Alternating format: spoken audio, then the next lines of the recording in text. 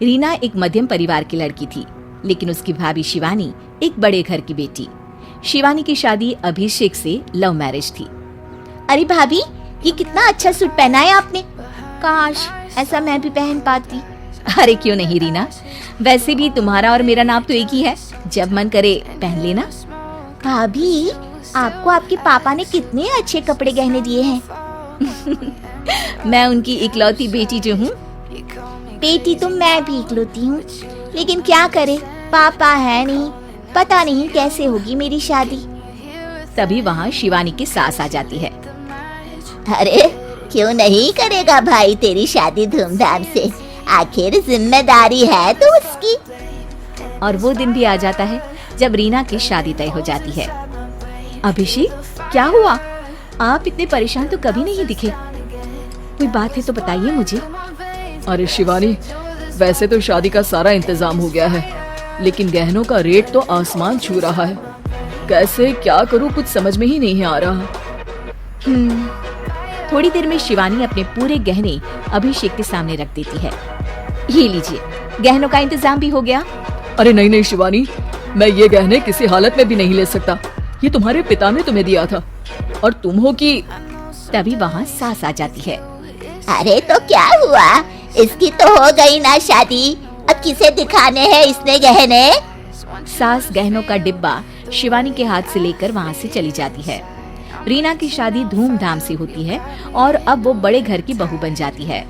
वहीं रीना की शादी के बाद शिवानी और अभिषेक उसकी शादी के कर्जों से डूब जाते हैं। मैं सोच रही हूँ नौकरी करनी शुरू कर दूं, वैसे भी पढ़ी लिखी हूँ, आपकी थोड़ी मदद भी हो जाएगी। वैसे शिवानी, कुछ दिन कर लो तो अच्छा ही होगा, क्योंकि जरूरत भी है।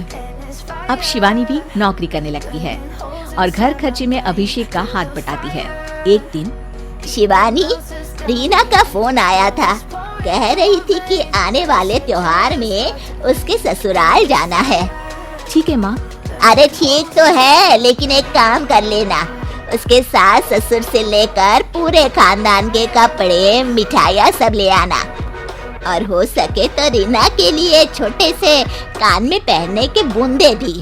और क्या है ना, शादी में उसे सारी बड़ी बड़ी कान की ज्वेलरी दी थी, घर में पहनने के लिए तो उसके पास कुछ भी नहीं है। शिवानी सोच में पड़ जाती है कि वो क्या करे, क्योंकि कर्जों और घर के खर्चों के बाद तो पैसे बचते ही नहीं थे। शिवानी फिर अपने पिता को फोन करती है और उनसे पैसे मांगती है।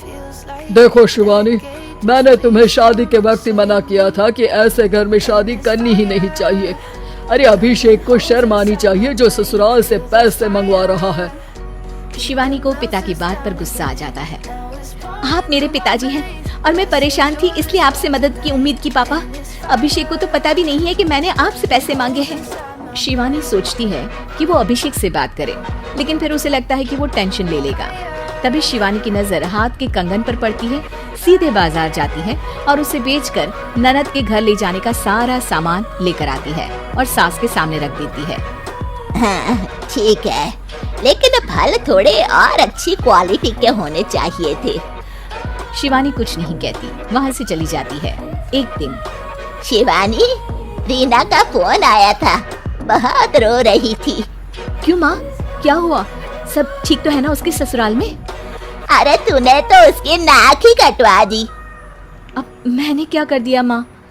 कह रही थी कि बड़े घर की बहू है भाभी, जो कपड़े दिए वो ब्रांडेड भी नहीं थे। तू तो जानती है ना उन लोगों का पहनावा कितना अच्छा है। तू तो मेरी बेटी का भला कभी सोचती नहीं। हाय भगवान, अरे बड़े घर की बहू है, इसी बात की जलन है ना तुझे, लेकिन याद रख मेरी बेटी का सोचने के लिए भगवान है, तुम लोग कभी उसका बुरा नहीं कर पाओगे। अब शिवानी के मन में सवाल था कि क्या ईश्वर सिर्फ रीना के साथ है, उसके साथ नहीं? लेकिन उसे सुकून था कि वो अभिषेक के साथ उसकी जिम्मेदारियों को निभाने में बराबरी की हकदार है। शिवानी वहाँ से चली जाती है। वो सास से कुछ नहीं कहती, क्योंकि अमीर घर की बहू बनकर रीना को भले ही सुकून ना हो, लेकिन गरीब घर की बहू बनकर शिवानी खुश है, क्योंकि खुशी पैसों से नहीं परिस्थितियों पर निर्भर करती है।